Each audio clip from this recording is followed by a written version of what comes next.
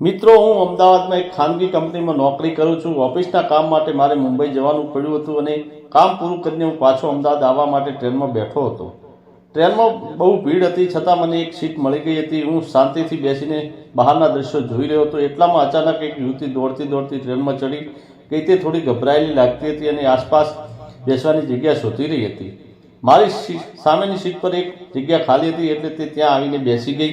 તેનો ચહેરો ખૂબ શાંત અને સુંદર હતો. તેની આંખોમાં એક નિર્દોષતા હતી, પરંતુ થોડી બેચેની પણ દેખાતી હતી. શરૂઆતમાં મેં ખાસ ધ્યાન આપ્યું નહીં, પરંતુ થોડા સમય પછી મને સમજાયું કે તેની બાજુમાં બેઠેલો એક યુવાન તેને સારું અનુભવ કરાવી રહ્યો હતો. તે વારવાર તેની નજીક સરકતો હતો અને તેને અડવાનો પ્રયાસ કરતો હતો. યુવતી થોડી દૂર બેસવાનો પ્રયત્ન કરતી હતી, પણ ભીડને કારણે શક્ય નહોતું. એણે એક બે વાર શાંતિથી કહ્યું, પણ કૃપા કરીને થોડા દૂર બેસો. પરંતુ યુવક તેની વાતને અવગણતો રહ્યો. આસપાસના ઘણા લોકો હતા, પરંતુ કોઈએ કંઈ બોલતું નહોતું. આ બધું જોઈ રહ્યો હતો અને અંદરથી ખૂબ જ ગુસ્સો આવી રહ્યો હતો. અંતે હું ઊભો થયો અને કડક અવાજમાં એને કહ્યું કે આ રીતે કોઈની તકલીફ આપવી યોગ્ય નથી. મારી વાત સાંભળીને આસપાસના લોકોનું ધ્યાન પણ ગયું અને તેઓ પણ એને સમજાવ્યું. ત્યારબાદ તે યુવક શરમાઈને ઊભો થઈ ગયો અને બીજી સીટ પર જઈને બેસી ગયો. યુવતીએ એ વખતે મારી તરફ જોઈને ધીમેથી સ્મિત કરી અને કહ્યું, થેન્ક યુ. મેં પણ સ્મિત આપ્યું, પરંતુ અંદરથી મને એક સંતોષ થયો કે મેં યોગ્ય સમયે યોગ્ય નિર્ણય લીધો. થોડા સમય પછી ટ્રેન એક સ્ટેશન પર ઊભી રહી. હું નાસ્તો લેવા બહાર જવા ઊભો થયો. ત્યારે તે યુવતીએ ધીમેથી પૂછ્યું કે શું હું પણ તમારી સાથે આવી શકું છું? મેં હા પાડી અને અમે બંને પ્લેટફોર્મ પર ઉતરી ગયા. બહાર ઠંડી હવા ચાલી રહી હતી અને સાંજનો માહોલ ખૂબ જ સુંદર હતો. મેં વડાપાઉં લીધા અને પાણીની બોટલ લીધી. એણે પણ થોડો નાસ્તો લીધો અને અમે બંને શાંતિથી વાતો કરતાં કરતાં ફરી ટ્રેનમાં આવીને બેસી ગયા. હવે અમારી વચ્ચે થોડો પરિચય થયો હતો. મેં તેને પૂછ્યું, તમારું નામ શું છે? એણે તેનું નામ કહ્યું અને એ અમદાવાદમાં જ રહે છે.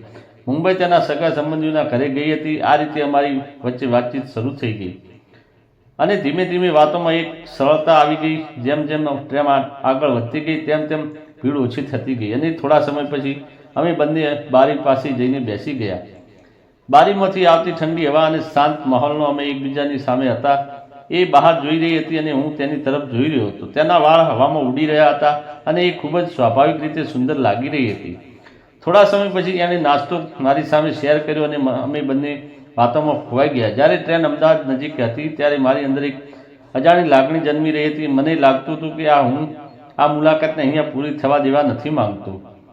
જ્યારે અમે સ્ટેશન પર ઉતર્યા ત્યારે તેણે મારી તરફ જોઈને કહ્યું કે હું તમારી ખૂબ જ આભારી છું. તમે જે કર્યું તે માટે. મને પછી સંકોચ સાથે પૂછ્યું કે શું હું તમારો નંબર લઈ શકું? મેં સ્મિત સાથે મારો નંબર આપી દીધો. ઘરે આવ્યા પછી પણ મારી અંદર એ મુલાકાતની યાદો ફરી વળી રહી હતી. કામમાં મન લાગતું નહોતું અને હું વારવાર એની યાદમાં ખોવાઈ જતો હતો. 2 દિવસ પછી અચાનક એક મેસેજ આવ્યો. હાય, મેં જવાબ આપ્યો અને ત્યાંથી અમારી વાતચીત શરૂ થઈ ગઈ. ત્યારબાદ દરરોજ વાતો થવા લાગી, ક્યારેક મેસેજમાં તો ક્યારેક ફોન પર. ધીમે ધીમે મારી વચ્ચે વિશ્વાસ અને લાગણી બંને વધવા લાગી. એક દિવસ મેં એને બહાર મળવા માટે કહ્યું અને એ તૈયાર થઈ ગઈ. અમે એક શાંત કેફેમાં મળ્યા. એ દિવસે ખૂબ જ ખાસ હતો. અમે લાંબા સમય સુધી વાતો કરી હસ્યા અને એકબીજાથી સાથે સમય માણ્યો. કેફેમાંથી નીકળ્યા પછી સાંજનો સમય, આકાશમાં સૂર્યાસ્તનો લાલ રંગ ફેલાયેલો હતો અને અમે બંને શાંતિથી રસ્તા પર ચાલી રહ્યા હતા. આસપાસનો માહોલ ખૂબ જ શાંત અને સુંદર લાગતો હતો. તે મારી બાજુમાં ચાલી રહી હતી અને ક્યારેક મારી તરફ જોઈને હળવું સ્મિત કરતી હતી. સ્મિત સીધું દિલ સુધી પહોંચી જાય એવું હતું. થોડા સમય પછી અમે એક શાંત બાગ પાસે ઊભા રહી ગયા. ઠંડી હવા ચાલી રહી હતી અને વૃક્ષોના પાંદડા હલતા હતા. હું થોડા સમયમાં ચૂપ રહ્યો. પછી ધીમેથી તેની તરફ જોઈને કહ્યું, તારી સાથે આ સમય પસાર કરવો મને ખૂબ જ ગમે છે. એણે આંખોમાં આંખો નાખીને કહ્યું, મને પણ તારી સાથે રહેવાની એક સુરક્ષા અને શાંતિ મળે છે.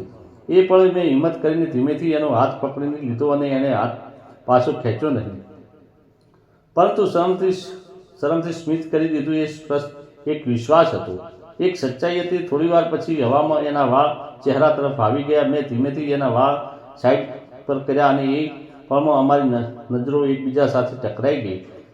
એ નજરમાં એક લાગણી હતી જે શબ્દોમાં કહી શકાય નહીં તેવી નહોતી. તે પછી અમારા દિવસો, અમારા સંબંધને એક નવી દિશા પકડી. અમે બંને એકબીજાની નજીક આવવા લાગ્યા અને એકબીજાને વધુ સારી રીતે સમજવા લાગ્યા. થોડા સમય પછી મેં એને મારા દિલની વાત કહી. હું તને પ્રેમ કરું છું અને તેની સાથે લગ્ન જીવવા માંગુ છું. એને પણ સ્મિત સાથે સ્વીકારી લીધું કે તેને પણ મારી સાથે એક અલગ જ જોડાણ લાગે છે. પછી અમે બંને નક્કી કર્યું કે હવે પરિવારને આ વિશે જાણ કરવી જોઈએ. અમારા